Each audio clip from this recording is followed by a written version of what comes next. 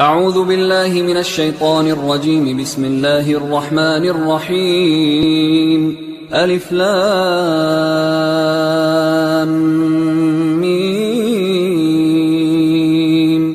ذلك الكتاب لا ريب فيه هدى للمتقين الذين يؤمنون بالغيب ويقيمون الصلاة ومما رزقناهم ينفقون والذين يؤمنون بما أنزل إليك وما أنزل من قبلك وبالآخرة هم يوقنون أولئك على هدى من ربهم وأولئك هم المفلحون. إن الذين كفروا سواء عليهم أأنذرتهم أم لم تنذرهم لا يؤمنون. ختم الله على قلوبهم وعلى سمعهم وعلى أبصارهم غشاوة ولهم عذاب عظيم. ومن الناس من يقول آمنا بالله وباليوم الآخر وما هم بمؤمنين يخادعون الله والذين آمنوا وما يخدعون إلا أنفسهم وما يشعرون. في قلوبهم مرض فزادهم الله مرضا ولهم عذاب أليم بما كانوا يكذبون. وإذا قيل لهم لا تفسدوا في الأرض قالوا إنما نحن مصلحون ألا إنهم هم المفسدون ولكن لا يشعرون. وإذا قيل لهم آمنوا كما آمن الناس قالوا أنؤمن كما آمن السفهاء ألا إنهم هم السفهاء ولكن لا يعلمون. وإذا لقوا الذين آمنوا قالوا آمنا وإذا خلوا إلى شياطينهم قالوا إنا معكم إنما نحن مستهزئون. الله يستهزئ بهم ويمدهم في طغيانهم يعمهون. أولئك الذين اشتروا الضلالة بالهدى فما ربحت تجارتهم وما كانوا مهتدين. مثلهم كمثل الذي استوقد نارا فلما أضاءت ما حوله ذهب الله بنورهم وتركهم في ظلمات لا يبصرون. صم بكم عمي فهم لا يرجعون. أو كصيب من السماء فيه ظلمات ورعد وبرق يجعلون أصابعهم في آذانهم من الصواعق حذر الموت والله محيط بالكافرين. يكاد البرق يخطف أبصارهم كلما أضاء لهم مشوا فيه وإذا أظلم عليهم قاموا ولو شاء الله لذهب بسمعهم وأبصارهم إن الله على كل شيء قدير. يا أيها الناس اعبدوا ربكم الذي خلقكم والذين من قبلكم لعلكم تتقون. الذي جعل لكم الأرض فراشا والسماء بناء وأنزل من السماء ماء فأخرج به من الثمرات رزقا لكم فلا تجعلوا لله أندادا وأنتم تعلمون. وإن كنتم في ريب مما نزلنا على عبدنا فأتوا بسورة من مثله وادعوا شهداءكم من دون الله إن كنتم صادقين. فإن لم تفعلوا ولن تفعلوا فاتقوا النار التي وقودها الناس والحجارة أعدت للكافرين. وبشر الذين آمنوا وعملوا الصالحات أن لهم جنات تجري من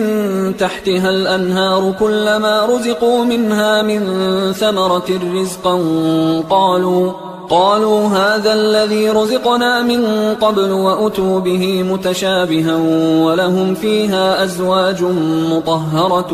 وهم فيها خالدون. إن الله لا يستحيي أن يضرب مثلا ما بعوضة فما فأما الذين آمنوا فيعلمون أنه الحق من ربهم، وأما الذين كفروا فيقولون ماذا أراد الله بهذا مثلا يضل به كثيرا ويهدي به كثيرا، وما يضل به إلا الفاسقين الذين ينقضون عهد الله من بعد ميثاقه ويقطعون ما أمر الله به أن يوصل ويفسدون في الأرض، أولئك هم الخاسرون. كيف تكفرون بالله وكنتم أمواتا فأحياكم ثم يميتكم ثم يحييكم ثم إليه ترجعون. هو الذي خلق لكم ما في الأرض جميعا ثم استوى إلى السماء فسواهن 7 سماوات وهو بكل شيء عليم. وإذ قال ربك للملائكة إني جاعل في الأرض خليفة قالوا أتجعل فيها من يفسد فيها ويسفك الدماء ونحن نسبح بحمدك ونقدس لك قال إني أعلم ما لا تعلمون. وعلم آدم الأسماء كلها ثم عرضهم على الملائكة فقال أنبئوني بأسماء هؤلاء إن كنتم صادقين. قالوا سبحانك لا علم لنا إلا ما علمتنا إنك أنت العليم الحكيم. قال يا آدم أنبئهم بأسمائهم فلما أنبأهم بأسمائهم قال ألم أقل لكم إني أعلم غيب السماوات والأرض وأعلم ما تبدون وما كنتم تكتمون. وإذ قلنا للملائكة اسجدوا لآدم فسجدوا إلا إبليس أبى واستكبر وكان من الكافرين. وقلنا يا آدم اسكن أنت وزوجك الجنة وكلا منها رغدا حيث شئتما ولا تقربا هذه الشجرة فتكونا من الظالمين. فأزلهما الشيطان عنها فأخرجهما مما كانا فيه وقلنا اهبطوا بعضكم لبعض عدو ولكم في الأرض مستقر ومتاع إلى حين. فتلقى آدم من ربه كلمات فتاب عليه إنه هو التواب الرحيم. قلنا اهبطوا منها جميعا فإما يأتينكم مني هدى فمن تبع هداي فلا خوف عليهم ولا هم يحزنون. والذين كفروا وكذبوا بآياتنا أولئك أصحاب النار هم فيها خالدون. يا بني إسرائيل اذكروا نعمتي التي أنعمت عليكم وأوفوا بعهدي أوف بعهدكم وإياي فارهبون. وآمنوا بما أنزلت مصدقا لما معكم ولا تكونوا أول كافر به ولا تشتروا بآياتي ثمنا قليلا وإياي فاتقون. ولا تلبسوا الحق بالباطل وتكتموا الحق وأنتم تعلمون. وأقيموا الصلاة وآتوا الزكاة واركعوا مع الراكعين. أتأمرون الناس بالبر وتنسون أنفسكم وأنتم تتلون الكتاب أفلا تعقلون. واستعينوا بالصبر والصلاة وإنها لكبيرة إلا على الخاشعين الذين يظنون أنهم ملاقو ربهم وأنهم إليه راجعون. يا بني إسرائيل اذكروا نعمتي التي أنعمت عليكم وأني فضلتكم على العالمين. واتقوا يوما لا تجزي نفس عن نفس شيئا ولا يقبل منها شفاعة ولا يؤخذ منها عدل ولا هم ينصرون. وإذ نجيناكم من آل فرعون يسومونكم سوء العذاب يذبحون أبناءكم ويستحيون نساءكم وفي ذلكم بلاء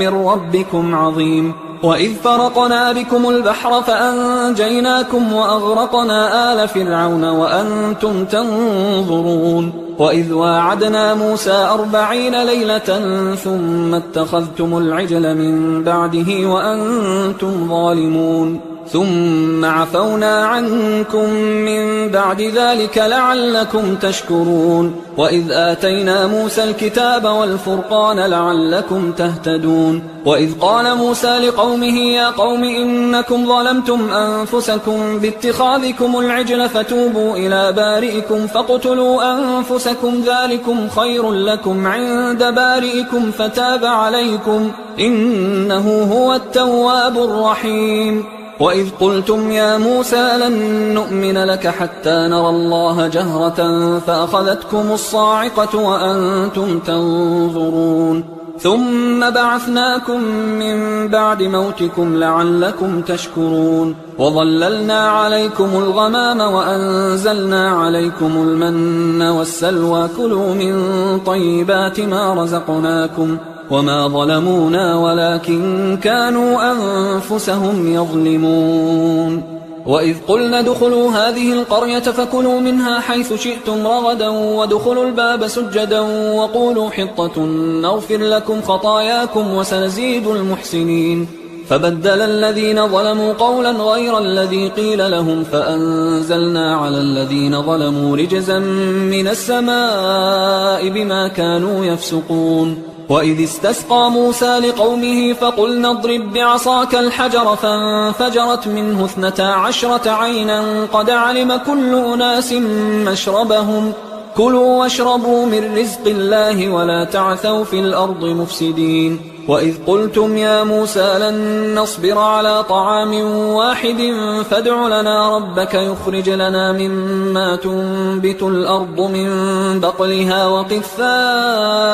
وفومها وعدسها وبصلها قال أتستبدلون الذي هو أدنى بالذي هو خير اهبطوا مصرا فإن لكم ما سألتم وضربت عليهم الذلة والمسكنة وباءوا بغضب من الله ذلك بأنهم كانوا يكفرون بآيات الله ويقتلون النبيين بغير الحق ذلك بما عصوا وكانوا يعتدون إن الذين آمنوا والذين هادوا والنصارى والصابئين من آمن بالله واليوم الآخر وعمل صالحا فلهم أجرهم عند ربهم ولا خوف عليهم ولا هم يحزنون وإذ أخذنا ميثاقكم ورفعنا فوقكم الطور خذوا ما آتيناكم بقوة واذكروا ما فيه لعلكم تتقون ثم توليتم من بعد ذلك فلولا فضل الله عليكم ورحمته لكنتم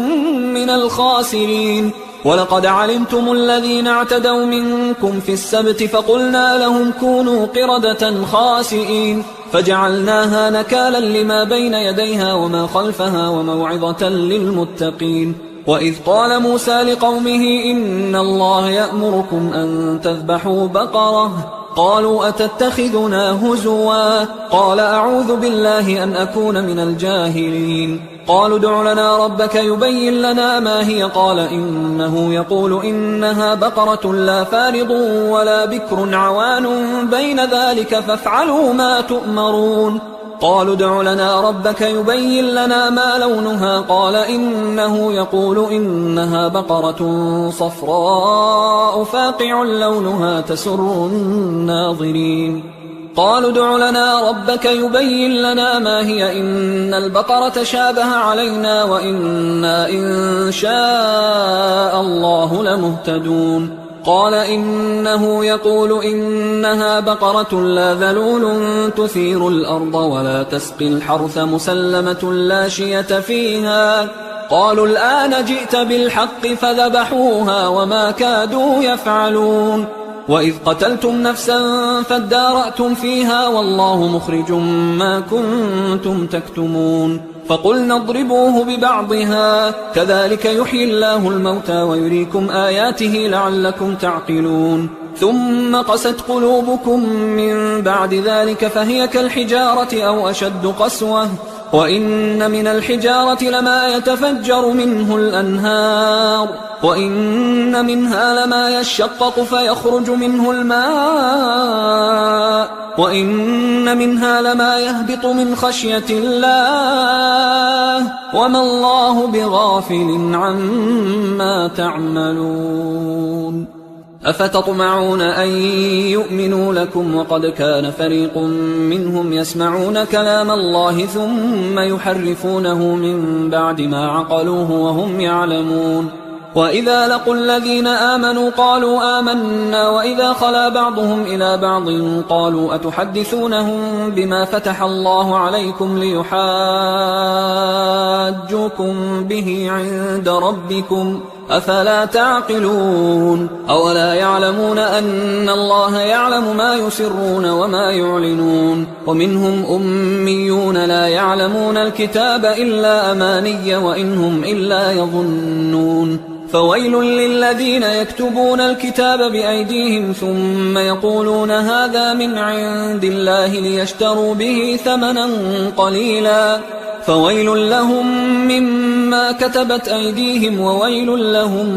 مما يكسبون وقالوا لن تمسنا النار إلا أياما معدودة قل أتخذتم عند الله عهدا فلن يخلف الله عهده أم تقولون على الله ما لا تعلمون بلى من كسب سيئة وأحاطت به خطيئته فأولئك أصحاب النار هم فيها خالدون والذين آمنوا وعملوا الصالحات أولئك أصحاب الجنة هم فيها خالدون وإذ أخذنا ميثاق بني إسرائيل لا تعبدون إلا الله وبالوالدين إحسانا وذي القربى واليتامى والمساكين وقولوا للناس حسنا وأقيموا الصلاة وآتوا الزكاة ثم توليتم إلا قليلا منكم وأنتم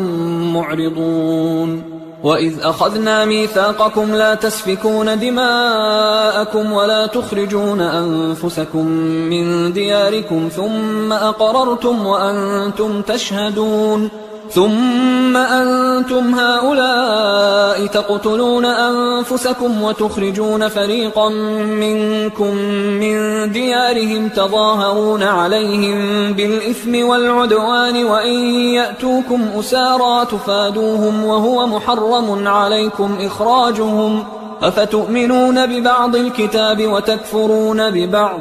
فما جزاء من يفعل ذلك منكم إلا خزي في الحياة الدنيا ويوم القيامة يردون إلى أشد العذاب وما الله بغافل عما تعملون أولئك الذين اشتروا الحياة الدنيا بالآخرة فلا يخفف عنهم العذاب ولا هم ينصرون ولقد آتينا موسى الكتاب وقفينا من بعده بالرسل وآتينا عيسى ابن مريم البينات وأيدناه بروح القدس أفكلما جاءكم رسول بما لا تهوى أنفسكم استكبرتم ففريقا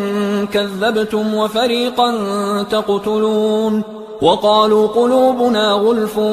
بل لعنهم الله بكفرهم فقليلا ما يؤمنون ولما جاءهم كتاب من عند الله مصدق لما معهم وكانوا من قبل يستفتحون على الذين كفروا فلما جاءهم ما عرفوا كفروا به فلعنة الله على الكافرين بئس ما اشتروا به أنفسهم أن يكفروا بما أنزل الله بغيا أن ينزل الله من فضله على من يشاء من عباده فباءوا بغضب على غضب وللكافرين عذاب مهين وإذا قيل لهم آمنوا بما أنزل الله قالوا نؤمن بما أنزل علينا ويكفرون بما وراءه وهو الحق مصدقا لما معهم قل فلم تقتلون أنبياء الله من قبل إن كنتم مؤمنين ولقد جاءكم موسى بالبينات ثم اتخذتم العجل من بعده وأنتم ظالمون وإذ أخذنا ميثاقكم ورفعنا فوقكم الطور خذوا ما آتيناكم بقوة واسمعوا قالوا سمعنا وعصينا وأشربوا في قلوبهم العجل بكفرهم قل بئس ما يأمركم به إيمانكم إن كنتم مؤمنين قل إن كانت لكم الدار الآخرة عند الله خالصة من دون الناس فتمنوا الموت إن كنتم صادقين ولن يتمنوه أبدا بما قدمت أيديهم والله عليم بالظالمين ولتجدنهم أحرص الناس على حياة ومن الذين أشركوا يود أحدهم لو يعمر 1000 سنة وما هو بمزحزحه من العذاب أن يعمر والله بصير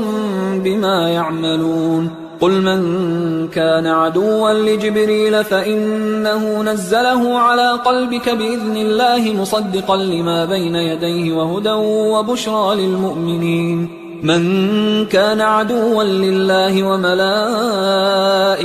ورسله وجبريل وميكال فإن الله عدو للكافرين ولقد أنزلنا إليك آيات بينات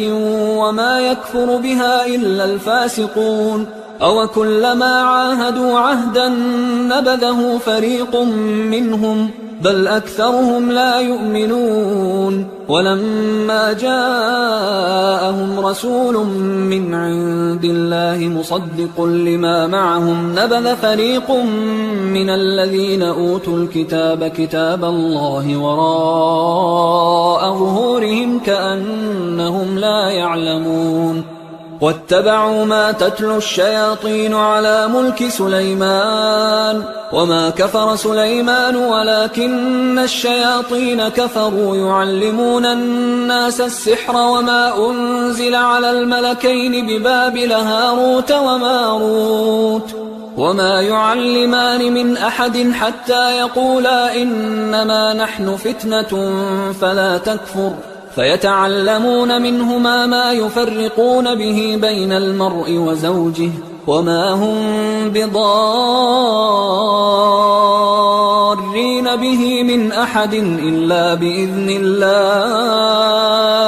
ويتعلمون ما يضرهم ولا ينفعهم ولقد علموا لمن اشتراه ما له في الآخرة من خلاق ولبئس ما شروا به أنفسهم لو كانوا يعلمون ولو أنهم آمنوا واتقوا لمثوبة من عند الله خير لو كانوا يعلمون يا أيها الذين آمنوا لا تقولوا راعنا وقولوا انظرنا واسمعوا وللكافرين عذاب أليم ما يود الذين كفروا من أهل الكتاب ولا المشركين أن ينزل عليكم من خير من ربكم والله يختص برحمته من يشاء والله ذو الفضل العظيم ما ننسخ من آية أو ننسها نأت بخير منها أو مثلها ألم تعلم أن الله على كل شيء قدير ألم تعلم أن الله له ملك السماوات والأرض وما لكم من دون الله من ولي ولا نصير أم تريدون أن تسألوا رسولكم كما سئل موسى من قبل ومن يتبدل الكفر بالإيمان فقد ضل سواء السبيل ود كثير من أهل الكتاب لو يردونكم من بعد إيمانكم كفارا حسدا من عند أنفسهم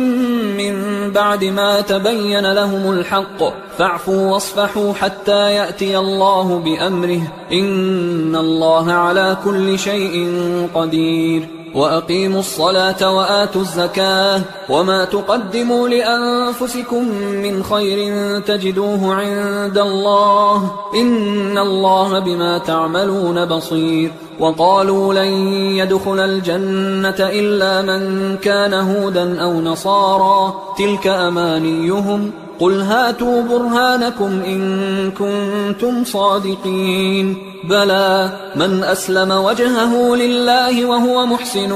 فله أجره عند ربه ولا خوف عليهم ولا هم يحزنون وقالت اليهود ليست النصارى على شيء وقالت النصارى ليست اليهود على شيء وهم يتلون الكتاب كذلك قال الذين لا يعلمون مثل قولهم فالله يحكم بينهم يوم القيامة فيما كانوا فيه يختلفون ومن أظلم ممن منع مساجد الله أن يذكر فيها اسمه وسعى في خرابها أولئك ما كان لهم أن يدخلوها إلا خائفين لهم في الدنيا خزي ولهم في الآخرة عذاب عظيم ولله المشرق والمغرب فأينما تولوا فثم وجه الله إن الله واسع عليم وقالوا اتخذ الله ولدا سبحانه بل له ما في السماوات والأرض كل له قانتون بديع السماوات والأرض وإذا قضى أمرا فإنما يقول له كن فيكون وقال الذين لا يعلمون لولا يكلمنا الله أو تأتينا آية كذلك قال الذين من قبلهم مثل قولهم تشابهت قلوبهم قد بينا الآيات لقوم يوقنون إنا أرسلناك بالحق بشيرا ونذيرا ولا تسأل عن أصحاب الجحيم ولن ترضى عنك اليهود ولا النصارى حتى تتبع ملتهم قل إن هدى الله هو الهدى ولئن اتبعت أهواءهم بعد الذي جاءك من العلم ما لك من الله من ولي ولا نصير الذين آتيناهم الكتاب يتلونه حق تلاوته أولئك يؤمنون به ومن يكفر به فأولئك هم الخاسرون يا بني إسرائيل اذكروا نعمتي التي أنعمت عليكم وأني فضلتكم على العالمين واتقوا يوما لا تجزي نفس عن نفس شيئا ولا يقبل منها عدل ولا تنفعها شفاعة ولا هم ينصرون وإذ ابتلى إبراهيم ربه بكلمات فأتمهن قال إني جاعلك للناس إماما قال ومن ذريتي قال لا ينال عهد الظالمين وإذ جعلنا البيت مثابة للناس وأمنا واتخذوا من مقام إبراهيم مصلى وعهدنا إلى إبراهيم وإسماعيل أن طهرا بيتي للطائفين والعاكفين والركع السجود وإذ قال إبراهيم رب اجعل هذا بلدا آمنا وارزق أهله من الثمرات من آمن منهم بالله واليوم الآخر قال ومن كفر فأمتعه قليلا ثم أضطره إلى عذاب النار وبئس المصير وإذ يرفع إبراهيم القواعد من البيت وإسماعيل ربنا تقبل منا إنك أنت السميع العليم ربنا وجعلنا مسلمين لك ومن ذريتنا أمة مسلمة لك وأرنا مناسكنا وتب علينا إنك أنت التواب الرحيم ربنا وابعث فيهم رسولا منهم يتلو عليهم آياتك ويعلمهم الكتاب والحكمة ويزكيهم إنك أنت العزيز الحكيم ومن يرغب عن ملة إبراهيم إلا من سفه نفسه ولقد اصطفيناه في الدنيا وإنه في الآخرة لمن الصالحين إذ قال له ربه أسلم قال أسلمت لرب العالمين. ووصى بها إبراهيم بنيه ويعقوب يا بني إن الله اصطفى لكم الدين فلا تموتن إلا وأنتم مسلمون. أم كنتم شهداء إذ حضر يعقوب الموت إذ قال لبنيه ما تعبدون من بعدي قالوا نعبد إلهك وإله آبائك إبراهيم وإسماعيل وإسحاق إلها واحدا ونحن له مسلمون. تلك أمة قد خلت لها ما كسبت ولكم ما كسبتم ولا تسألون عما كانوا يعملون. وقالوا كونوا هودا أو نصارى تهتدوا قل بل ملة إبراهيم حنيفا وما كان من المشركين. قولوا آمنا بالله وما أنزل إلينا وما أنزل إلى إبراهيم وإسماعيل وإسحاق ويعقوب والأسباط وما أوتي موسى وعيسى وما أوتي النبيون من ربهم لا نفرق بين أحد منهم ونحن له مسلمون. فإن آمنوا بمثل ما آمنتم به فقد اهتدوا وإن تولوا فإنما هم في شقاق فسيكفيكهم الله وهو السميع العليم. صبغة الله ومن أحسن من الله صبغة ونحن له عابدون. قل أتحاجوننا في الله وهو ربنا وربكم ولنا أعمالنا ولكم أعمالكم ونحن له مخلصون. أم تقولون إن إبراهيم وإسماعيل وإسحاق ويعقوب والأسباط كانوا هودا أو نصارى قل أأنتم أعلم أم الله ومن أظلم ممن كتم شهادة عنده من الله وما الله بغافل عما تعملون. تلك أمة قد خلت لها ما كسبت ولكم ما كسبتم ولا تسألون عما كانوا يعملون. سيقول السفهاء من الناس ما ولاهم عن قبلتهم التي كانوا عليها قل لله المشرق والمغرب يهدي من يشاء إلى صراط مستقيم. وكذلك جعلناكم أمة وسطا لتكونوا شهداء على الناس ويكون الرسول عليكم شهيدا. وما جعلنا القبلة التي كنت عليها إلا لنعلم من يتبع الرسول ممن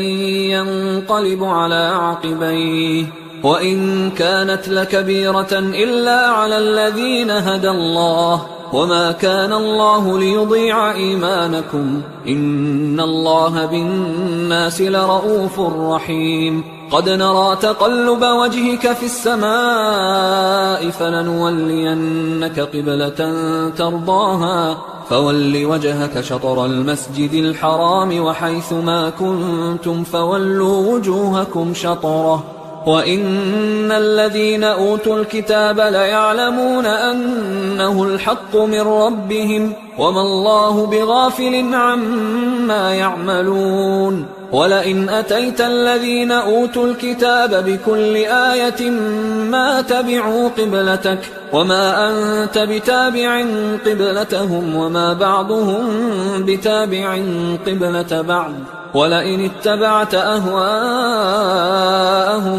من بعد ما جاءك من العلم إنك إذا لمن الظالمين. الذين آتيناهم الكتاب يعرفونه كما يعرفون أبناءهم وإن فريقا منهم ليكتمون الحق وهم يعلمون الحق من ربك فلا تكونن من الممترين ولكل وجهة هو موليها فاستبقوا الخيرات أينما تكونوا يأت بكم الله جميعا إن الله على كل شيء قدير ومن حيث خرجت فول وجهك شطر المسجد الحرام وإنه للحق من ربك وما الله بغافل عما تعملون ومن حيث خرجت فول وجهك شطر المسجد الحرام وحيث ما كنتم فولوا وجوهكم شطره لئلا يكون للناس عليكم حجة إلا الذين ظلموا منهم فلا تخشوهم واخشوني ولأتم نعمتي عليكم ولعلكم تهتدون كما أرسلنا فيكم رسولا منكم يتلو عليكم آياتنا ويزكيكم ويعلمكم الكتاب والحكمة ويعلمكم ما لم تكونوا تعلمون فاذكروني أذكركم واشكروا لي ولا تكفرون يا أيها الذين آمنوا استعينوا بالصبر والصلاة إن الله مع الصابرين ولا تقولوا لمن يقتل في سبيل الله أموات بل أحياء ولكن لا تشعرون ولنبلونكم بشيء من الخوف والجوع ونقص من الأموال والأنفس والثمرات وبشر الصابرين الذين إذا أصابتهم مصيبة قالوا إنا لله وإنا إليه راجعون أولئك عليهم صلوات من ربهم ورحمة وأولئك هم المهتدون إن الصفا والمروة من شعائر الله فمن حج البيت أو اعتمر فلا جناح عليه أن يطوف بهما ومن تطوع خيرا فإن الله شاكر عليم إن الذين يكتمون ما أنزلنا من البينات والهدى من بعد ما بيناه للناس في الكتاب أولئك يلعنهم الله ويلعنهم اللاعنون إلا الذين تابوا وأصلحوا وبينوا فأولئك أتوب عليهم وأنا التواب الرحيم إن الذين كفروا وماتوا وهم كفار أولئك عليهم لعنة الله والملائكة والناس أجمعين خالدين فيها لا يخفف عنهم العذاب ولا هم ينظرون وإلهكم إله واحد لا إله إلا هو الرحمن الرحيم إن في خلق السماوات والأرض واختلاف الليل والنهار والفلك التي تجري في البحر بما ينفع الناس وما أنزل الله من السماء من ماء فأحيا به الأرض بعد موتها وبث فيها من كل دابة وتصريف الرياح والسحاب المسخر بين السماء والأرض لآيات لقوم يعقلون ومن الناس من يتخذ من دون الله أندادا يحبونهم كحب الله والذين آمنوا أشد حبا لله ولو يرى الذين ظلموا إذ يرون العذاب أن القوة لله جميعا وأن الله شديد العذاب إذ تبرأ الذين اتبعوا من الذين اتبعوا ورأوا العذاب وتقطعت بهم الأسباب وقال الذين اتبعوا لو أن لنا كرة فنتبرأ منهم كما تبرأوا منا كذلك يريهم الله أعمالهم حسرات عليهم وما هم بخارجين من النار يا أيها الناس كلوا مما في الأرض حلالا طيبا ولا تتبعوا خطوات الشيطان إنه لكم عدو مبين إنما يأمركم بالسوء والفحشاء وأن تقولوا على الله ما لا تعلمون وإذا قيل لهم اتبعوا ما أنزل الله قالوا بل نتبع ما ألفينا عليه آباءنا أولو كان آباؤهم لا يعقلون شيئا ولا يهتدون ومثل الذين كفروا كمثل الذي ينعق بما لا يسمع إلا دعاء ونداء صم بكم عمي فهم لا يعقلون يا أيها الذين آمنوا كلوا من طيبات ما رزقناكم واشكروا لله إن كنتم إياه تعبدون إنما حرم عليكم الميتة والدم ولحم الخنزير وما أهل به لغير الله فمن اضطر غير باغ ولا عاد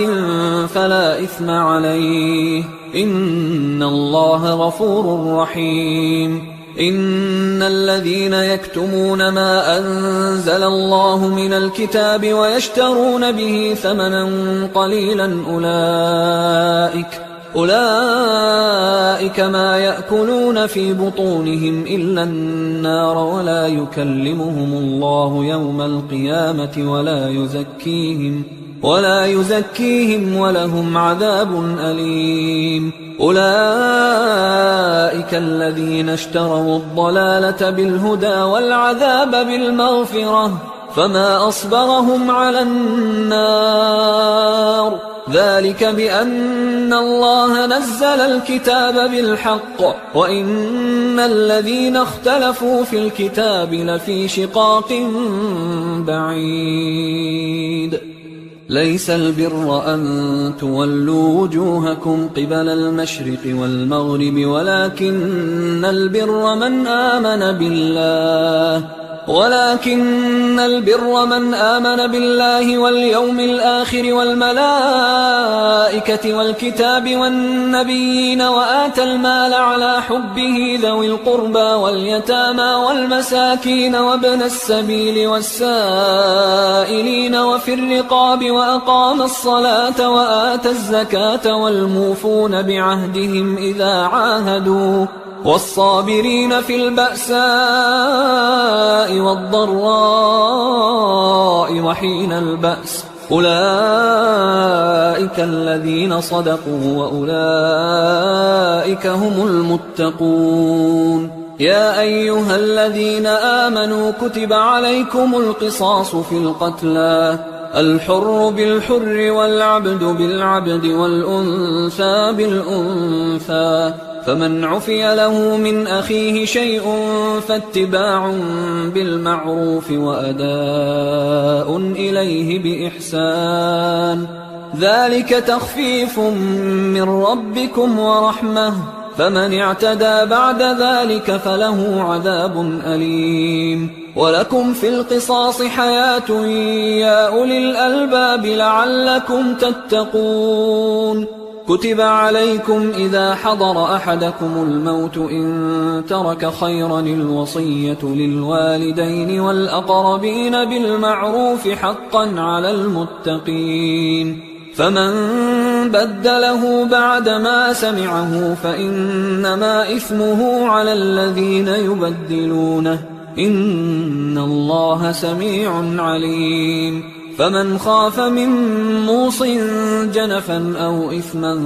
فأصلح بينهم فلا إثم عليه إن الله غفور رحيم. يا أيها الذين آمنوا كتب عليكم الصيام كما كتب على الذين من قبلكم لعلكم تتقون أياما معدودات، فمن كان منكم مريضا أو على سفر فعدة من أيام أخر، وعلى الذين يطيقونه فدية طعام مسكين، فمن تطوع خيرا فهو خير له، وأن تصوموا خير لكم إن كنتم تعلمون. شهر رمضان الذي أنزل فيه القرآن هدى للناس وبينات من الهدى والفرقان، فمن شهد منكم الشهر فليصم، ومن كان مريضا أو على سفر فعدة من أيام أخر، يريد الله بكم اليسر ولا يريد بكم العسر ولتكملوا العدة ولتكبروا الله على ما هداكم ولعلكم تشكرون. وإذا سألك عبادي عني فإني قريب أجيب دعوة الداع إذا دعان، فليستجيبوا لي وليؤمنوا بي لعلهم يرشدون. أحل لكم ليلة الصيام الرفث إلى نسائكم هن لباس لكم وأنتم لباس لهن، علم الله أنكم كنتم تختانون أنفسكم فتاب عليكم وعفى عنكم، فالآن باشروهن وابتغوا ما كتب الله لكم، وكلوا واشربوا حتى يتبين لكم الخيط الأبيض من الخيط الأسود من الفجر، ثم أتموا الصيام إلى الليل، ولا تباشروهن وأنتم عاكفون في المساجد، تلك حدود الله فلا تقربوها، كذلك يبين الله آياته للناس لعلهم يتقون. ولا تأكلوا أموالكم بينكم بالباطل وتدلوا بها إلى الحكام لتأكلوا فريقا من أموال الناس بالإثم وأنتم تعلمون. يسألونك عن الأهلة قل هي مواقيت للناس والحج، وليس البر بأن تأتوا البيوت من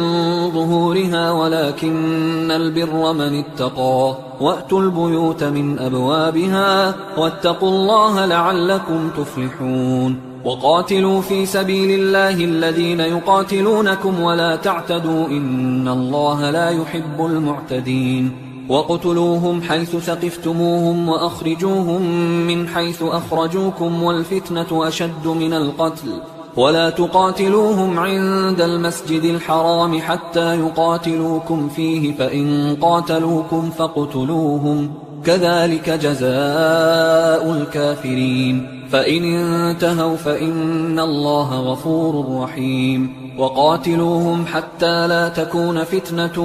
ويكون الدين لله، فإن انتهوا فلا عدوان إلا على الظالمين. الشهر الحرام بالشهر الحرام والحرمات قصاص، فمن اعتدى عليكم فاعتدوا عليه بمثل ما اعتدى عليكم، واتقوا الله واعلموا أن الله مع المتقين. وأنفقوا في سبيل الله ولا تلقوا بأيديكم إلى التهلكة وأحسنوا إن الله يحب المحسنين. وأتموا الحج والعمرة لله، فإن أحصرتم فما استيسر من الهدي، ولا تحلقوا رؤوسكم حتى يبلغ الهدي محله، فمن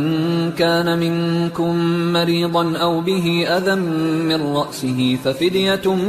من صيام أو صدقة أو نسك، فإذا أمنتم فمن تمتع بالعمرة إلى الحج فما استيسر من الهدي، فمن لم يجد فصيام 3 أيام في الحج و7 إذا رجعتم، تلك 10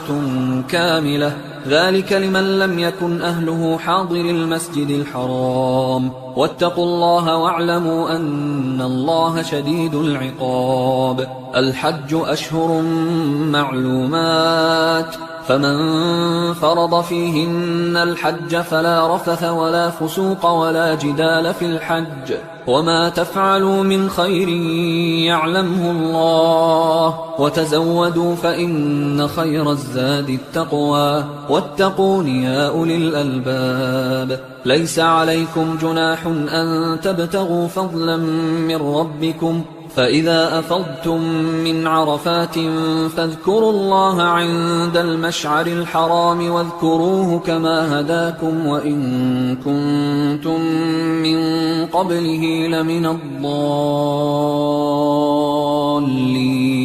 ثم أفيضوا من حيث أفاض الناس واستغفروا الله إن الله غفور رحيم. فإذا قضيتم مناسككم فاذكروا الله كذكركم آباءكم أو أشد ذكرا. فمن الناس من يقول ربنا آتنا في الدنيا وما له في الآخرة من خلاق، ومنهم من يقول ربنا آتنا في الدنيا حسنة وفي الآخرة حسنة وقنا عذاب النار. أولئك لهم نصيب مما كسبوا والله سريع الحساب. واذكروا الله في أيام معدودات، فمن تعجل في يومين فلا إثم عليه ومن تأخر فلا إثم عليه لمن اتقى. واتقوا الله واعلموا أنكم إليه تحشرون. ومن الناس من يعجبك قوله في الحياة الدنيا ويشهد الله على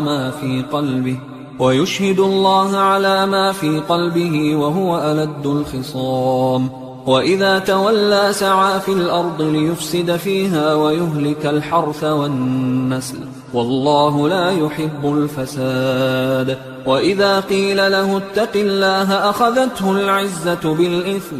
فحسبه جهنم ولبئس المهاد. ومن الناس من يشري نفسه ابتغاء مرضات الله والله رؤوف بالعباد. يا أيها الذين آمنوا ادخلوا في السلم كافة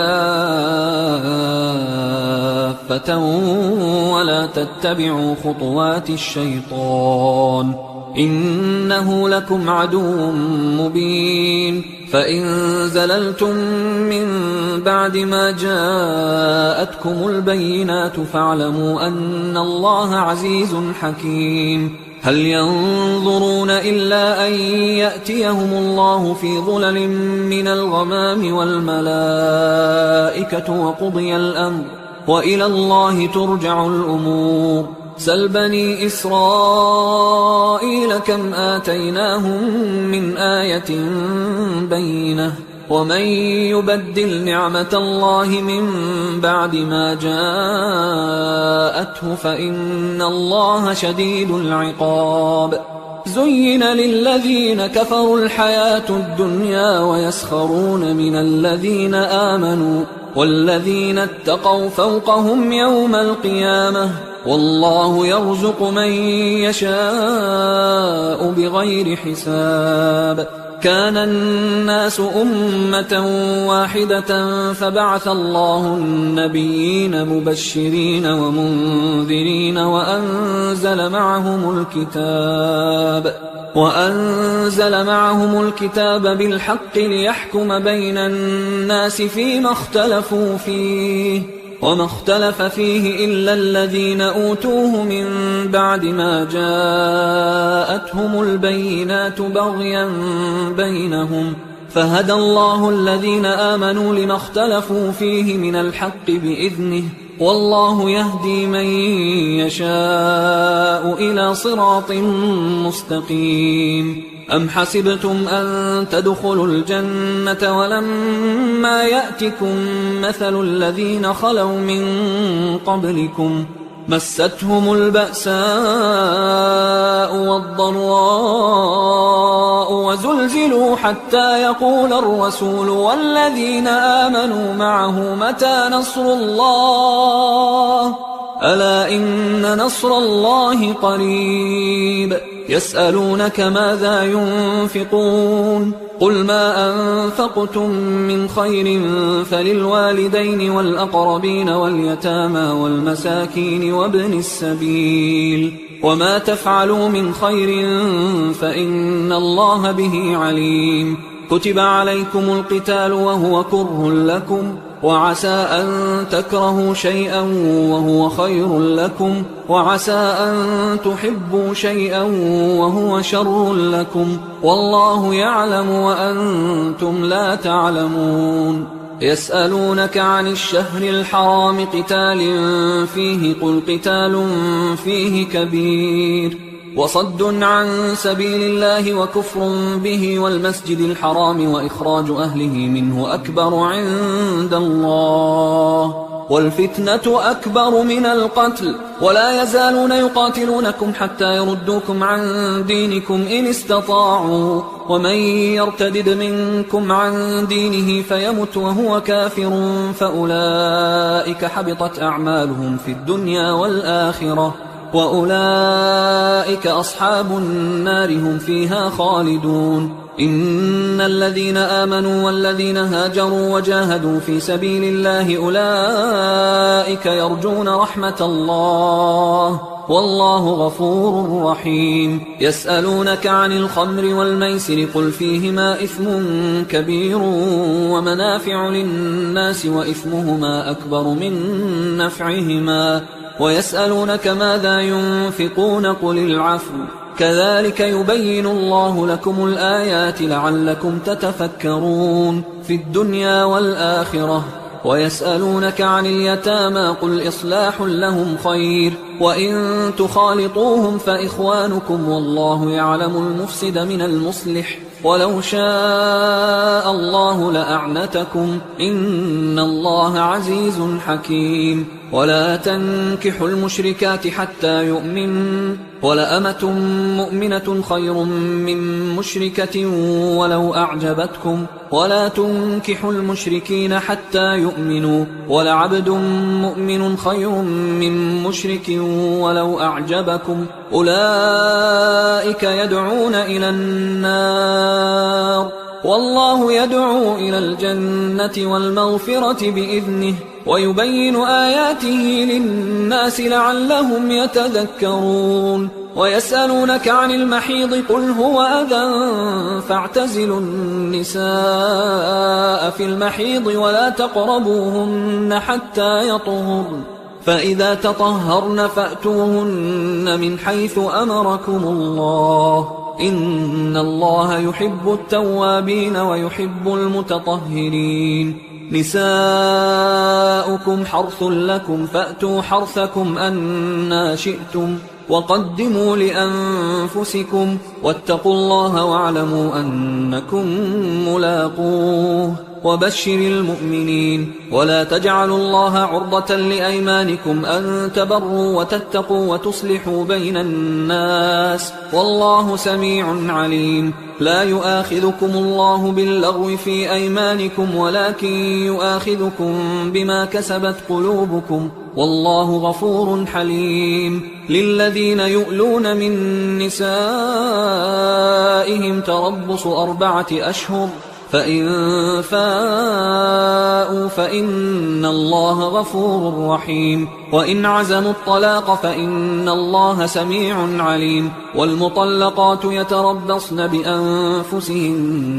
3 قروء ولا يحل لهن أن يكتمن ما خلق الله في أرحامهن إن كن يؤمن بالله واليوم الآخر وبعولتهن أحق بردهن في ذلك إن أرادوا إصلاحا ولهن مثل الذي عليهن بالمعروف وللرجال عليهن درجة والله عزيز حكيم الطلاق 2 مرتان فإمساك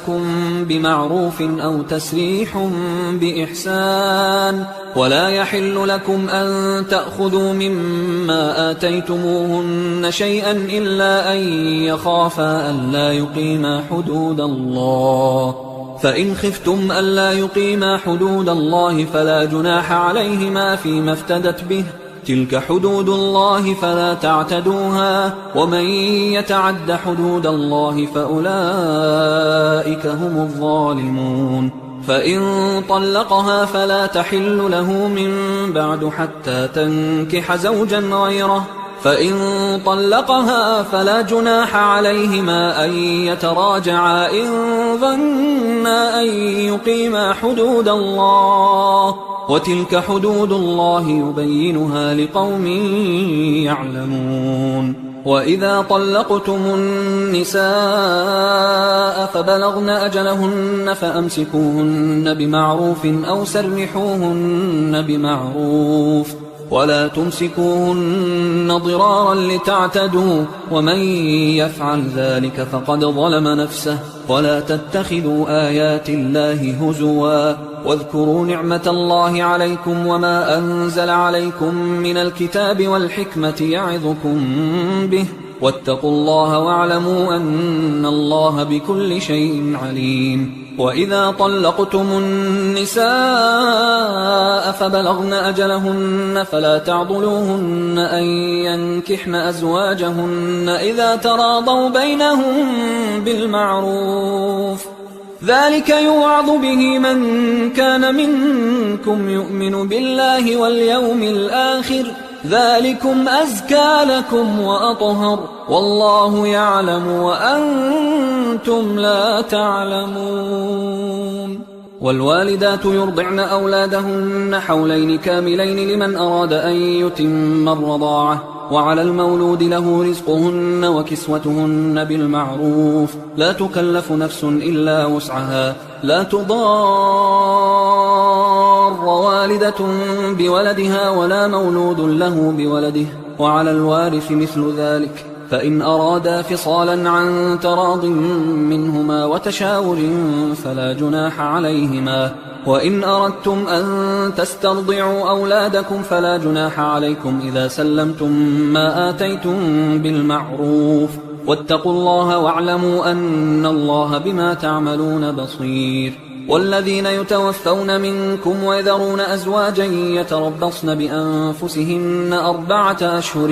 وعشرا فإذا بلغن أجلهن فلا جناح عليكم فيما فعلن في أنفسهن بالمعروف والله بما تعملون خبير ولا جناح عليكم فيما عرضتم به من خطبة النساء أو أكننتم في أنفسكم علم الله أنكم ستذكرونهن ولكن لا تواعدوهن سرا إلا أن تقولوا قولا معروفا ولا تعزموا عقدة النكاح حتى يبلغ الكتاب أجله واعلموا أن الله يعلم ما في أنفسكم فاحذروه واعلموا أن الله غفور حليم لا جناح عليكم إن طلقتم النساء ما لم تمسوهن أو تفرضوا لهن فريضة ومتعوهن على الموسع قدره وعلى المقتر قدره متاعا بالمعروف حقا على المحسنين وإن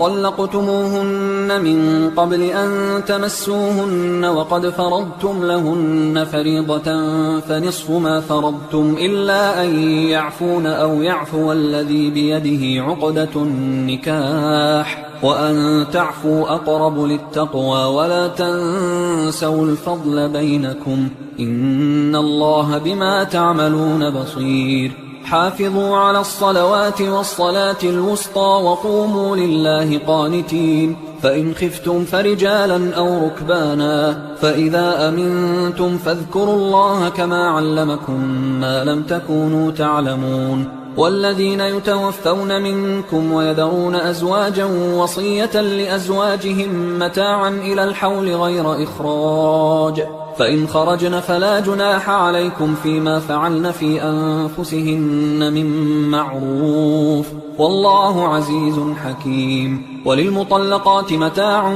بالمعروف حقا على المتقين كذلك يبين الله لكم آياته لعلكم تعقلون ألم تر إلى الذين خرجوا من ديارهم وهم ألوف حذر الموت فقال لهم الله موتوا ثم أحياهم إن الله لذو فضل على الناس ولكن أكثر الناس لا يشكرون وقاتلوا في سبيل الله واعلموا أن الله سميع عليم من ذا الذي يقرض الله قرضا حسنا فيضاعفه له أضعافا كثيرة والله يقبض ويبسط وإليه ترجعون ألم تر إلى الملأ من بني إسرائيل من بعد موسى إذ قالوا لنبي له مبعث لنا ملكا نقاتل في سبيل الله قال هل عسيتم إن كتب عليكم القتال ألا تقاتلوا قالوا وما لنا ألا نقاتل في سبيل الله وقد أخرجنا من ديارنا وأبنائنا فلما كتب عليهم القتال تولوا إلا قليلا منهم والله عليم بالظالمين وقال لهم نبيهم إن الله قد بعث لكم طالوت ملكا قالوا أنى يكون له الملك علينا ونحن أحق بالملك منه ولم يؤت سعة من المال قال إن الله اصطفاه عليكم وزاده بسطة في العلم والجسم والله يؤتي ملكه من يشاء والله واسع عليم وقال لهم نبيهم إن آية ملكه أن يأتيكم التابوت فيه سكينة من ربكم وبقية مما ترك آل موسى وآل هارون تحمله الملائكة إن في ذلك لآية لكم إن كنتم مؤمنين فلما فصل طالوت بالجنود قال إن الله مبتليكم بنهر فمن شرب منه فليس مني ومن لم يطعمه فإنه مني إلا من اغترف غرفة بيده فشربوا منه إلا قليلا منهم فلما جاوزه هو والذين آمنوا معه قالوا لا طاقة لنا اليوم بجالوت وجنوده قال الذين يظنون أنهم ملاقوا الله كم من فئة قليلة غلبت فئة كثيرة بإذن الله والله مع الصابرين ولما برزوا لجالوت وجنوده قالوا ربنا أفرغ علينا صبرا وثبت أقدامنا وانصرنا على القوم الكافرين فهزموهم بإذن الله وقتل داود جالوت وآتاه الله الملك والحكمة وعلمه مما يشاء ولولا دفع الله الناس بعضهم ببعض لفسدت الأرض ولكن الله ذو فضل على العالمين تلك آيات الله نتلوها عليك بالحق وإنك لمن المرسلين تلك الرسل فضلنا بعضهم على بعض منهم من كلم الله ورفع بعضهم درجات وآتينا عيسى ابن مريم البينات وأيدناه بروح القدس ولو شاء الله ما اقتتل الذين من بعدهم من بعد ما جاءتهم البينات ولكن اختلفوا فمنهم من آمن ومنهم من كفر ولو شاء الله ما اقتتلوا ولكن الله يفعل ما يريد يا أيها الذين آمنوا أنفقوا مما رزقناكم من قبل أن يأتي يوم لا بيع فيه ولا خلة ولا شفاعة والكافرون هم الظالمون الله لا إله إلا هو الحي القيوم لا تأخذه سنة ولا نوم له ما في السماوات وما في الأرض من ذا الذي يشفع عنده إلا بإذنه يعلم ما بين أيديهم وما خلفهم ولا يحيطون بشيء من علمه إلا بما شاء وسع كرسيه السماوات والأرض ولا يؤوده حفظهما وهو العلي العظيم لا إكراه في الدين قد تبين الرشد من الغي فمن يكفر بالطاغوت ويؤمن بالله فقد استمسك بالعروة الوثقى لا انفصام لها والله سميع عليم الله ولي الذين آمنوا يخرجهم من الظلمات إلى النور والذين كفروا أولياؤهم الطاغوت يخرجونهم من النور إلى الظلمات أولئك أصحاب النار هم فيها خالدون ألم تر إلى الذي حاج إبراهيم في ربه أن آتاه الله الملك إذ قال إبراهيم ربي الذي يحيي ويميت قال أنا أحيي وأميت قال إبراهيم فإن الله يأتي بالشمس من المشرق فأت بها من المغرب فبهت الذي كفر والله لا يهدي القوم الظالمين أو كالذي مر على قرية وهي خاوية على عروشها قال أنى يحيي هذه الله بعد موتها فأماته الله 100 عام ثم بعثه قال كم لبثت قال لبثت يوما أو بعض يوم قال بل لبثت 100 عام فانظر إلى طعامك وشرابك لم يتسنه وانظر إلى حمارك ولنجعلك آية للناس وانظر إلى العظام كيف ننشزها ثم نكسوها لحما فلما تبين له قال أعلم أن الله على كل شيء قدير وإذ قال إبراهيم رب أرني كيف تحيي الموتى قال أولم تؤمن قال بلى ولكن ليطمئن قلبي قال فخذ 4 من الطير فصرهن إليك ثم اجعل على كل جبل منهن جزءا ثم ادعهن يأتينك سعيا واعلم أن الله عزيز حكيم مثل الذين ينفقون أموالهم في سبيل الله كمثل حبة أنبتت 7 سنابل في كل سنبلة 100 حبة والله يضاعف لمن يشاء والله واسع عليم الذين ينفقون أموالهم في سبيل الله ثم لا يتبعون ما أنفقوا منا ولا أذى لهم أجرهم عند ربهم ولا خوف عليهم ولا هم يحزنون قول معروف ومغفرة خير من صدقة يتبعها أذى والله غني حليم يا أيها الذين آمنوا لا تبطلوا صدقاتكم بالمن والأذى كالذي ينفق ماله رئاء الناس ولا يؤمن بالله واليوم الآخر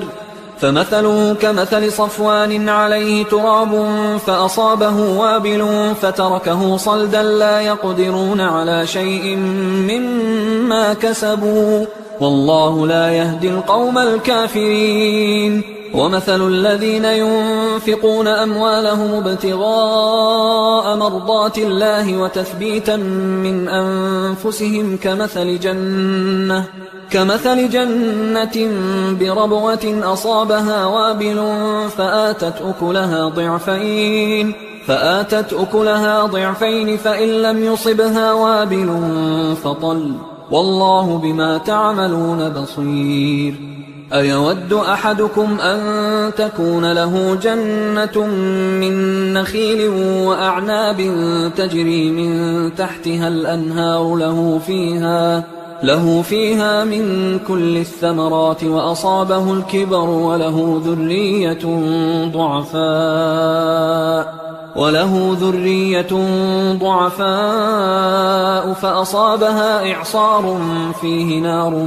فاحترقت كذلك يبين الله لكم الآيات لعلكم تتفكرون يا أيها الذين آمنوا أنفقوا من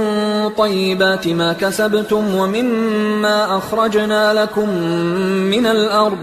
ولا تيمموا الخبيث منه تنفقون ولستم بآخذيه إلا أن تغمضوا فيه واعلموا أن الله غني حميد الشيطان يعدكم الفقر ويأمركم بالفحشاء والله يعدكم مغفرة منه وفضلا والله واسع عليم يؤتي الحكمة من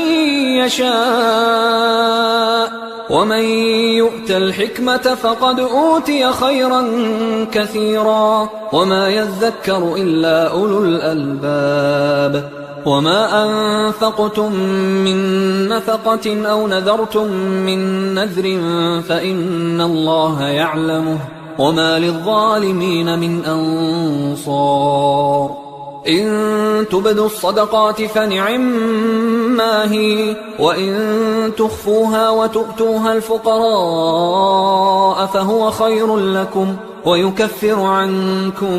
من سيئاتكم والله بما تعملون خبير ليس عليك هداهم ولكن الله يهدي من يشاء وما تنفقوا من خير فلأنفسكم وما تنفقون إلا ابتغاء وجه الله وما تنفقوا من خير يوفى إليكم وأنتم لا تظلمون للفقراء الذين أحصروا في سبيل الله لا يستطيعون ضربا في الأرض يحسبهم الجاهل أغنياء من التعفف تعرفهم بسيماهم لا يسألون الناس إلحافا وما تنفقوا من خير فإن الله به عليم الذين ينفقون أموالهم بالليل والنهار سرا وعلانية فلهم أجرهم عند ربهم ولا خوف عليهم ولا هم يحزنون الذين يأكلون الربا لا يقومون إلا كما يقوم الذي يتخبطه الشيطان من المس ذلك بأنهم قالوا إنما البيع مثل الربا وأحل الله البيع وحرم الربا فمن جاءه موعظة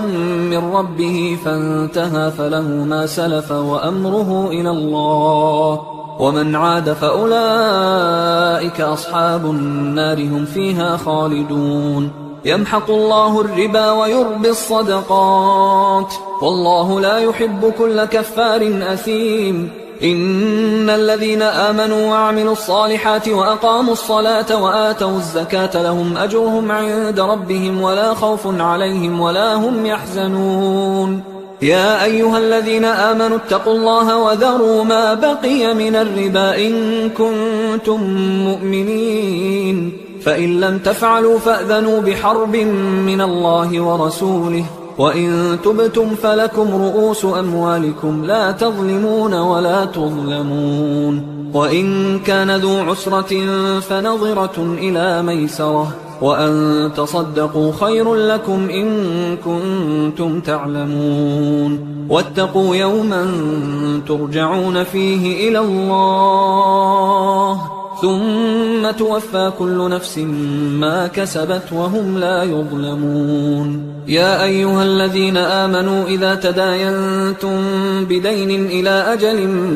مسمى فاكتبوه وليكتب بينكم كاتب بالعدل ولا يأب كاتب أن يكتب كما علمه الله فليكتب وليملل الذي عليه الحق وليتق الله ربه ولا يبخس منه شيئا فإن